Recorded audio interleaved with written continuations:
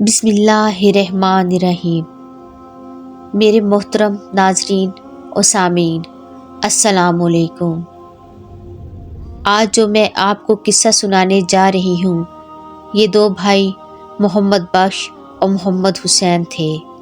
محمد بخش انتہائی غریب لیکن خوددار شخص تھا۔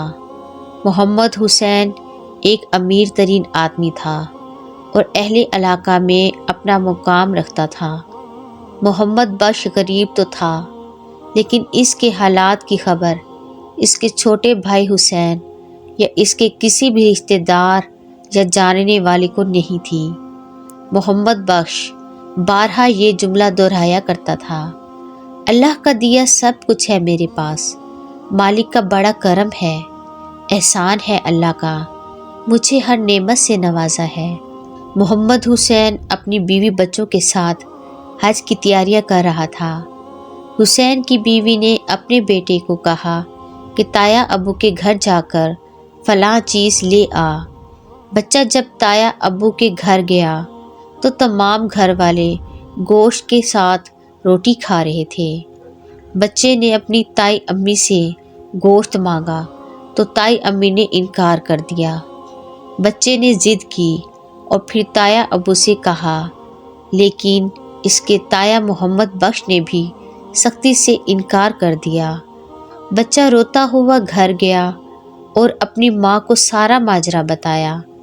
شام کو جب محمد حسین گھر آیا تو اس کی بیوی نے اسے بتایا کہ تمہارے بھائی نے تمہارے بیٹے کو گوشت کی 2 بوٹی سے انکار کر دیا اور تم ان لوگوں پر اپنی جان نچھاور کرنے کے لیے تیار رہتے ہو۔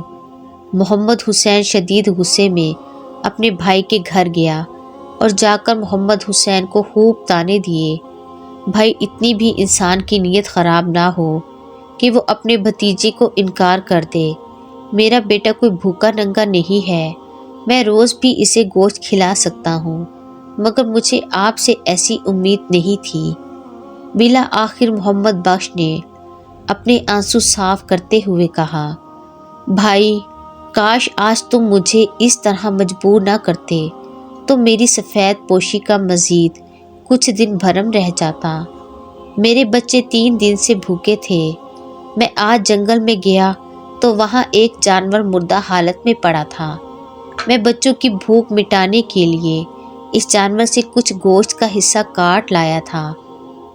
وہ گوشت مجھ پر اور میرے بچوں پر تو حلال تھا، مگر تمہارے بیٹے پر حرام تھا۔ میں نہیں چاہتا تھا کہ تمہارے بیٹے کے منہ میں حرام کا لقمہ جائے۔ یہ سن کر محمد حسین پھوٹ پھوٹ کر رونے لگا، اپنے بھائی کو گلے لگایا اور پھر ہاتھ جوڑ کر معافی مانگی کہ مجھے آپ کی خبر رکھنی چاہیے تھی، مجھے معاف کر دیں۔ بھائی پھر محمد حسین نے اپنی حج کی تیاری منسوخ کی اور ساری رقم اپنے بھائی کو دے دی۔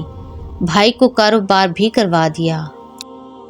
آج ہمارے ارد گرد بھی بہت سارے محمد بخش اور محمد حسین موجود ہیں۔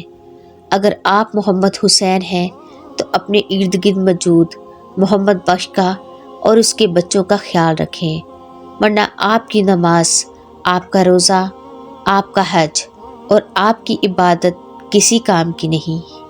جزاک اللہ۔